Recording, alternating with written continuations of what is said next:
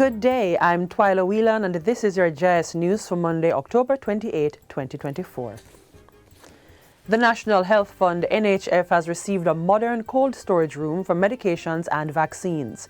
The facility is part of a $1.2 million grant funding to Jamaica from the government and people of Japan through UNICEF. At the commissioning of the cold room at the NHF warehouse on Thursday, Minister of Health and Wellness Dr. Christopher Tufton said the facility will strengthen resilience in the health system. The protection of these medicines, vaccines in this case, is absolutely critical. And the modernization of this warehouse with this addition is also symbolic of the importance that we place on it as a government going forward in the post-COVID period, where we have to be more prepared, more resilient in terms of a health system. And this facility does provide for that kind of strengthening.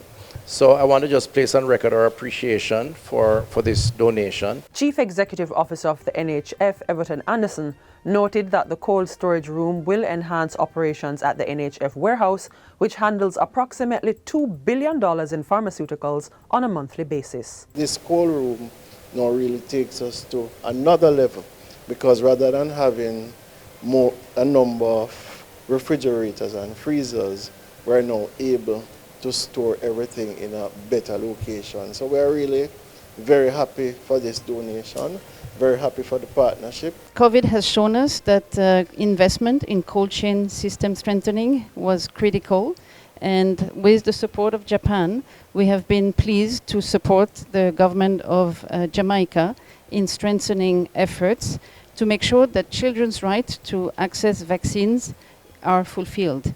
Still on health, Portfolio Minister Dr. Christopher Tufton has described as unjustified and unfortunate reports in the media which suggested that poor theatre conditions had halted surgeries at the Bustamante Hospital for Children. Dr. Tufton said the way the information was transmitted and the impression it gave negatively affects and to some extent undermines the confidence in the health system and the institution. It may be a mix-up in communication, but there's no doubt that it transmits a very negative impression of the institution.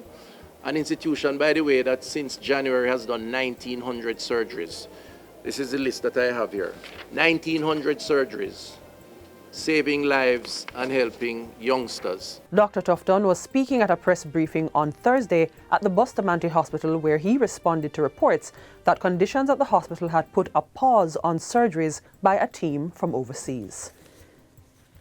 Community consultations under the SPARK program continued with the latest session held in northeastern St. Anne on Thursday. Member of Parliament Matthew Samuda told the residents of the Lime Hall and St. Anne's Bay divisions that the National Works Agency had completed several of the estimates needed for the road improvement works. Mr. Samuda said once feedback is given, the implementation phase will begin.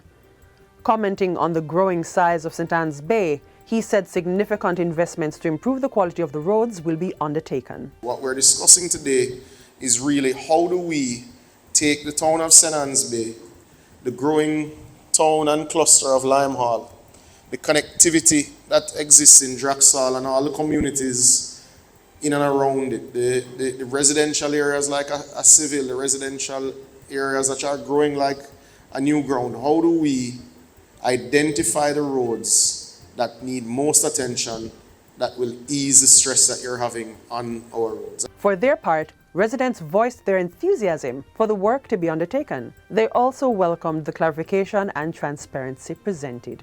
I do have a little bit of spark in this, in me now that I've heard about this program, because it finally seems as if my international travel through the potholes to China, Australia, and all those places will be ending, and should help us to stay on our side of the road instead of the part of the road that actually has a surface. Yes. Minister of Justice Delroy Chuck is reiterating the ministry's commitment to making justice accessible for all Jamaicans, including the disabled.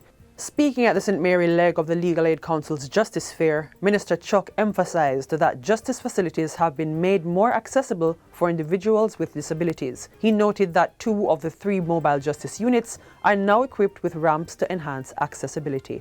They're available to any community in Jamaica. You just have to book it in advance. we want every single Jamaican to feel and to know that they can access justice. Because in any interaction between people, it's important that if there's a dispute, a disagreement, that you can resolve it and get justice. Additionally, the minister highlighted ongoing efforts to build the capacity of personnel within the ministry to better serve the deaf community. To this end, we are ensuring that every member of the deaf community can fully participate in legal processes. And that is why the MOJ team, the Ministry of Justice team, through our hard-working Legal Aid Council, will be pushing to equip our legal professionals, law enforcement officers, and support staff with the skills necessary to communicate effectively using sign language. And finally, the Jamaica Fire Brigade JFB is observing Fire and Life Safety Awareness Week from October 27 to November 2 under the theme Embracing Digital Innovation to Improve Fire Safety. Deputy Commissioner Sean Martin says the week will showcase the integration of technology by the Fire Brigade in its operations. He was speaking during a JIS think tank. Because with the advancement of technology, what we want to do is make the public aware how they can utilize technology to create a safer environment. Mr. Martin says that among the activities being planned are a series of expos hosted by each division, showcasing various smart fire safety devices and how they can be integrated into daily fire safety practices. The expo for Area 4 will be held on October 29 at the Black River Fire Station in St. Elizabeth, Area 2 on October 30 at the Port Antonio Fire Station in Portland, Area 3 on October 31 in Mandeville, Manchester, and Area 1 on November 1 at St. William Grant Park in Kingston. According to Mr. Martin, fire safety companies will be on location to display safety devices. Because when you look at the value of what you have in your homes, spending less than 50 or less than $100 to protect that value makes sense. In addition, tickets are on sale at stations across the island for the Firefighters Ball on Saturday, November 2 at Royalton Resort in Negril. And that's it for JIS News Today. I'm Twyla Whelan. Thanks for watching.